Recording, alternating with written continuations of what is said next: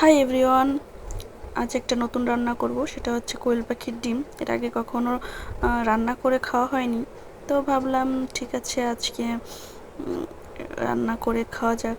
আজ আমি প্রথমবার ট্রাই করব কোয়েল পাখির ডিম ভুনা। তো আমি প্রথমে ডিমগুলোকে সেদ্ধ করে খুব সুন্দর করে ছাড়িয়ে নিয়েছি।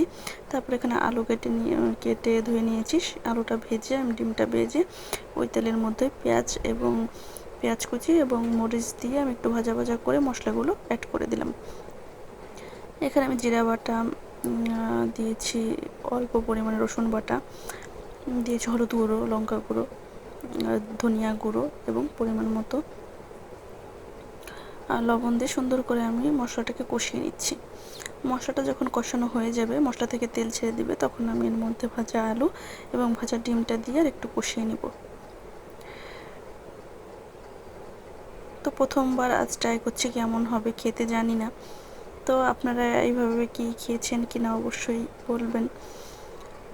কোয়েল পাখির ডিম সবসময় এমনি সেদ্ধই খেয়ে থাকি, তো আজ একটু ইচ্ছা করলো যে এভাবে ভুনা করে খেতে। তো যাই হোক, আমি এখানে সব কিছু সুন্দর করে কষিয়ে নিয়ে পরিমাণ মতো একটু ঝোলের জল দিয়ে দেবো। যেহেতু একদম ভুনা ভুনাই করবো, আমি বেশি ঝোল রাখবো না।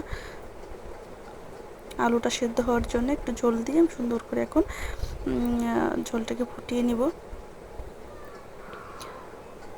যখন ঝোলটা একদম শুকিয়ে যাবে, গায়ে গায়ে হয়ে যাবে, উপর থেকে তেল উঠে আসবে, তখন আমি নামিয়ে ফেলবো। তো এই তো রেডি। কেমন হয়েছে জানাবেন, আর কে কে খেয়েছেন সেটাও বলবেন। ধন্যবাদ সবাইকে।